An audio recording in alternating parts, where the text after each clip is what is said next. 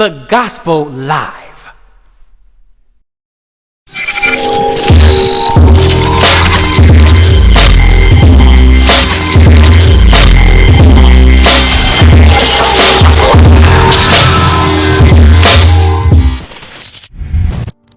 Since January of 1971, Sounds of Blackness have worked under the direction of Gary Hines. They have worked endlessly, performing on 5 continents for everyone at such events as the Denver Summit of 8, the World Music Awards, several embassy appearances, and 5 White House appearances, including former President Barack Obama. They have won many awards, including 3 Grammy Awards, a Soul Train Music Award, an International Time for Peace Award, 7 Stellar Awards, an International Dance Music Award, and being nominated for an Emmy and a NAACP Image Award. Now, their most recent single, Royalty, has topped the charts at number 14 and is stirring a young generation to believe in their majesty and ability to change the world.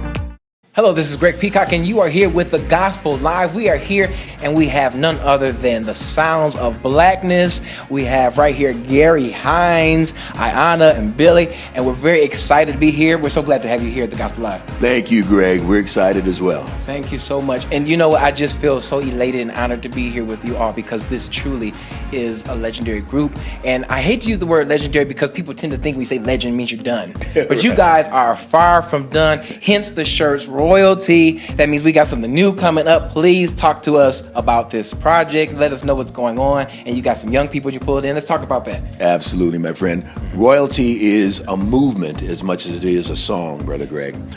Inspired the memory of Brother Prince, our longtime friend and colleague, really implored us to be about what we're about and to let our youth know about their African heritage, because positive image means positive behavior. And so that's why this song was dedicated to him. But the song Royalty is a collaboration between Sounds of Blackness and HSRA, which stands for High School for Recording Arts. And this is in St. Paul? That's in St. Paul. And for any of you that have seen the video, or those that haven't, you can see the Royalty video on YouTube. The first several faces you see, other than Sounds of Blackness, are the actual HSRA students who participated in the recording, the rap composition. And this is crazy. I don't mean to cut you off, but yeah. This is crazy because these students are producing themselves. They're running the technology. That's right. They're writing. Yes. You know, and these are what, high school, middle school? Yes, it's a high school. Yes. Okay. Yes. Wow, this is really, really amazing. And then I don't think people have seen here. We're going to kind of show this Prince action going on here. But just talk about your relationship that you had with him. Tell us how he inspired you, and I'm sure he shared some personal moments with you about your music. Yes, yes, he did. It's still unreal to think that he's actually gone in almost a year now. Yeah. But we went to the same junior high school, Bryan Junior High School. I was like 4 or 5 years ahead of him. And we went to the same high school, Minneapolis Central High School. The relevance of that is that the two schools were only like 3 blocks apart. And so the music and athletic programs interacted quite a bit. And I remember as a senior, starting to hear rumors about this dude at Bryan Junior High that was a beast on every instrument. And a lot of things, and that some of your viewers may not know, was an all-city basketball player, that Prince could really hoop. We didn't see that. We never really Right. In fact, he kept a hoop out at Paisley. And a lot of times celebrities, athletes would come out there that didn't know that. And he would say, you know, you want to do a little one-on-one? And they like laugh. It's like, because, you know, of his height. And he would take them to the hole. Right. Wow, that is, and you know what?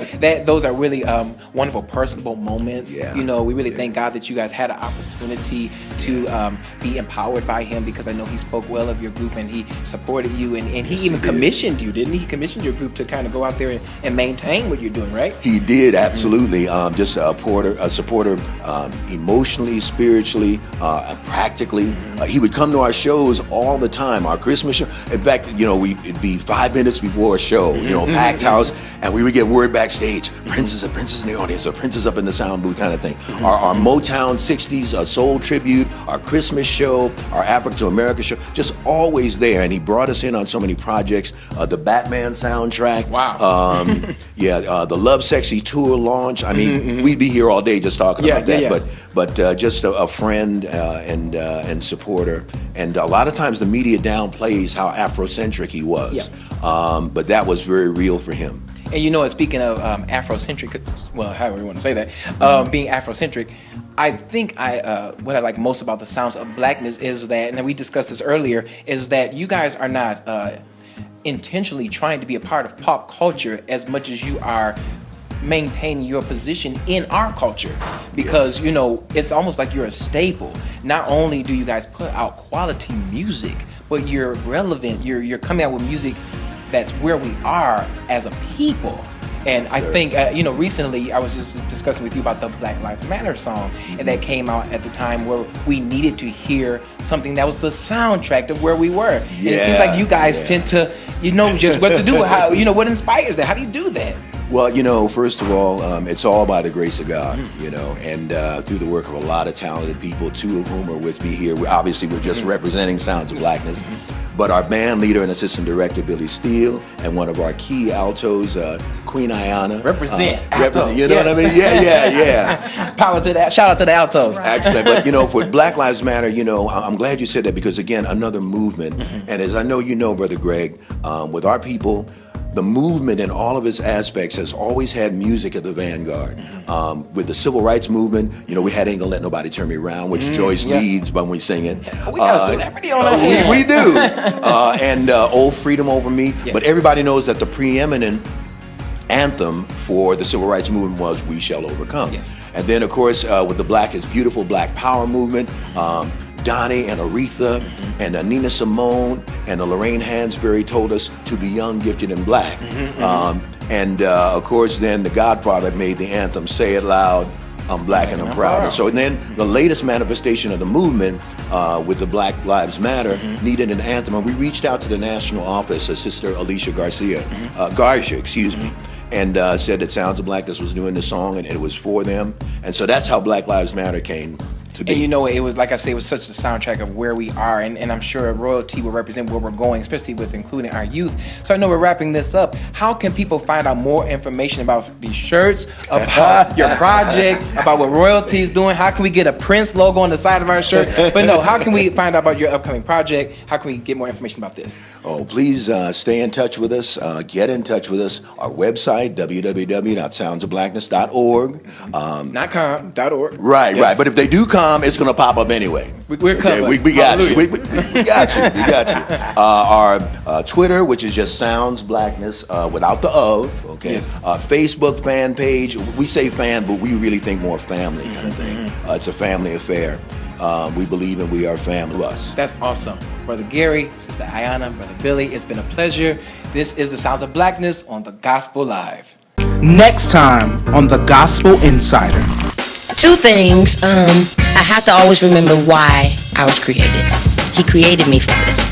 He created me for the ups and the downs, the ins and the outs, the times with and without. So I have to go back to the root of that. And now I have a son that's 21.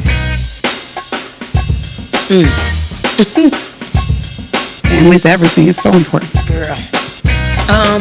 And I have to let him know your mama's not a quitter.